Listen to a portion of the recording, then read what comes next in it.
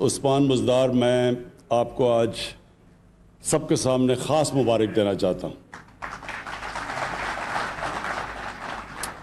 مبارک یہ نہیں جو ابھی آپ سمجھ رہے ہیں کہ جو پیکج اناؤنس کیا اس کی مبارک نہیں، مبارک میں چیف منسٹر صاحب آپ کو اور پھر آپ کی جو ٹیم ہے، چیف سیکرٹری اور آئی جی پنجاب، جس طرح آپ نے یہ بڑے بڑے قبضہ گروپ کے محل گرائے ہیں، میں اس کے لیے خاص آپ کو مبارک دینا چاہتا ہوں۔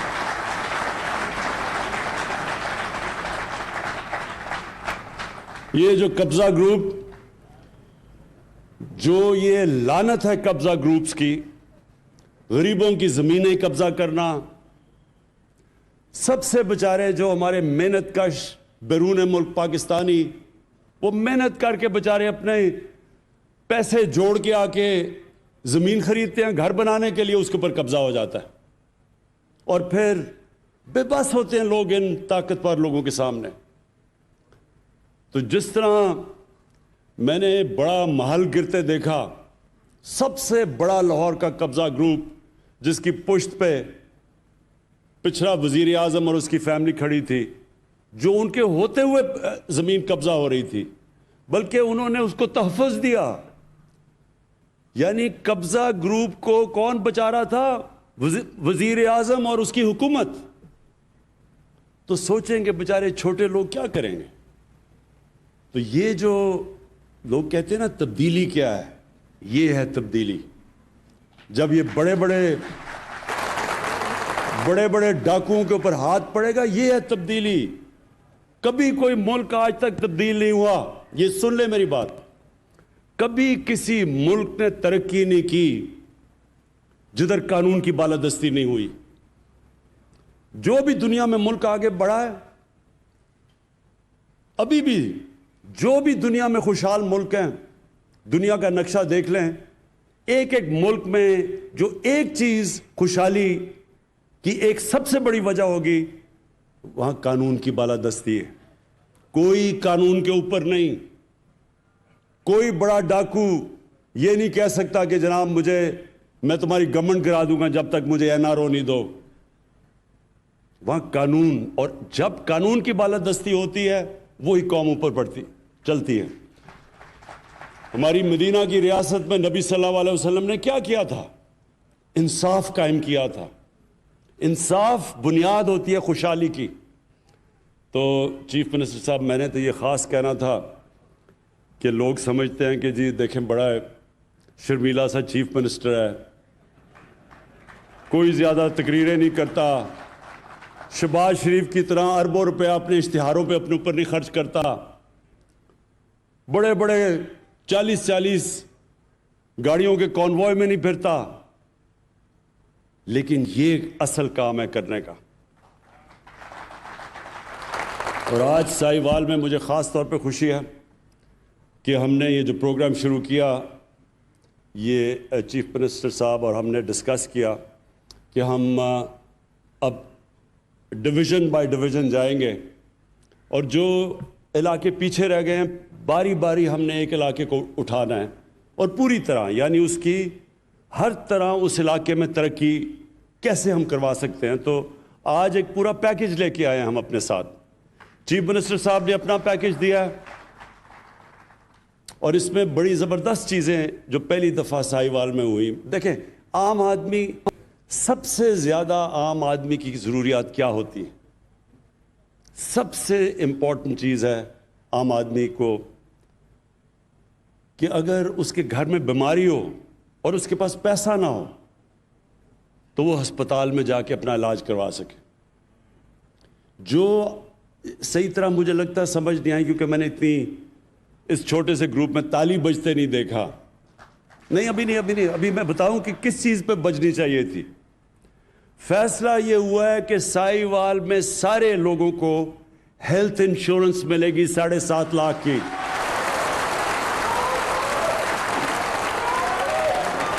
اور اس کا مطلب کہ کسی بھی بیچارہ غریب مزدور جس کو سارا وقت مشکل پڑی ہوتی ہے کہ میں اپنے گھر میں جا کے تو میں اپنے بیوی بچوں کا پیٹ پال سکوں،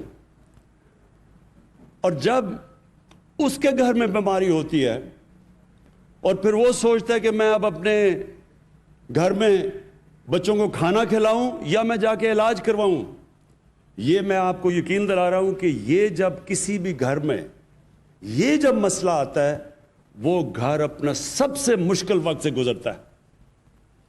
دنیا کی ریسرچ شو کرتی ہے کہ جو گھرانے غربت کی لکیر سے اوپر بھی ہوتے ہیں بیماری کی وجہ سے وہ غربت کی لکیر کے نیچے چلے جاتے ہیں. اور یہ شوکت خانم کینسر ہاسپٹل بنانے کی وجہ یہ تھی کہ کینسر کا علاج سب سے مہنگا ہے.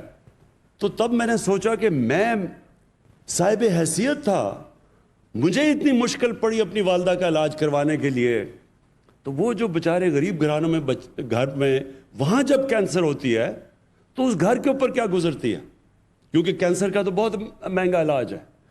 تو یہ جو ہیلتھ کارڈ شروع ہوا ہے ساہیوال سے, اور ڈی جی خان سب سے پنجاب کا غریب علاقہ ہے, ادھر سے شروع ہوا ہے تاکہ ان کو پہلے ہیلتھ انشورنس ملے, اور انشاءاللہ دسمبر تک سارے پنجاب کے لوگوں کے پاس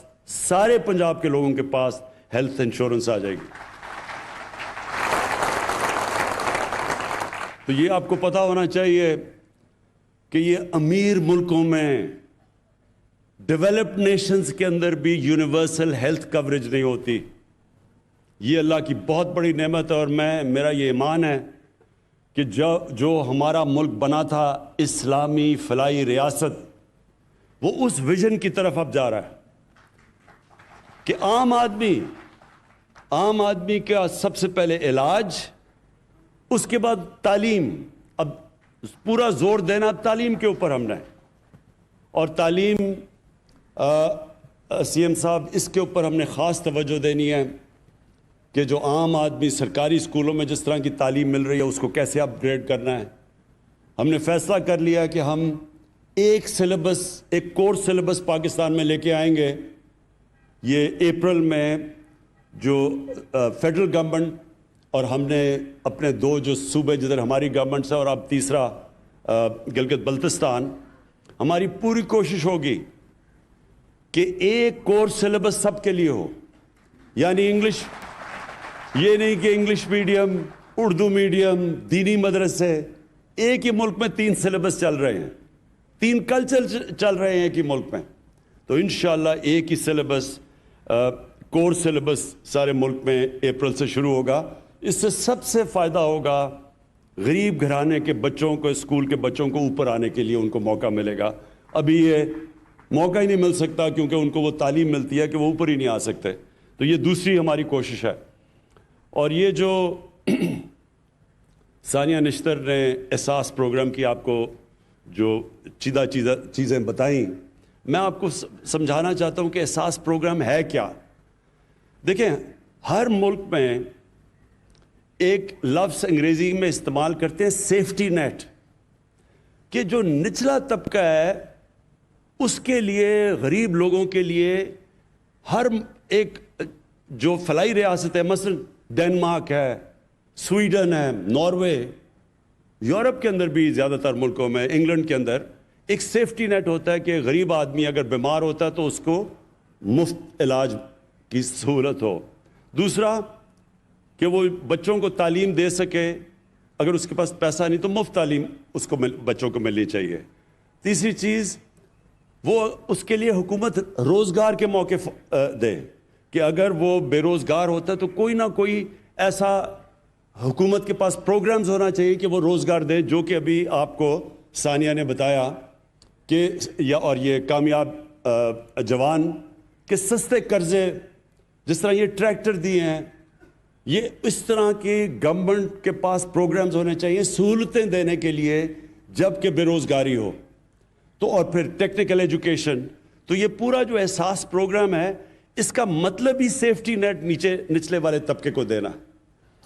اور آج میں کل ٹی وی پروگرام دیکھ رہا تھا تو میں اس وقت لیبنان میں لوگ سڑکوں کے اوپر ہیں, توڑ پھوڑ ہو رہی ہے, یعنی ٹیئر گیس پھینکی جا رہی ہے. تو میں دیکھ رہا تھا کہ ان کا مطالبہ کیا ہے.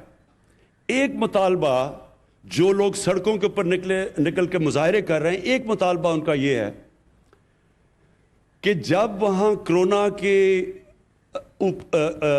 کو روکنے کے لیے لاک ڈاؤن لگایا گیا لیبنان میں، تو گورنمنٹ نے جو پیسے بانٹے اس ٹائم پہ، انہوں نے کہا وہ پیسے صحیح نہیں بانٹے گئے، سیاسی بنیاد کے اوپر پیسے بانٹے گئے، اور وہ لوگ احتجاج کر رہے ہیں کہ منصفانہ اور شفافیت سے وہ پیسہ نہیں بانٹا گیا، اس لیے وہ سڑکوں پہ ہیں۔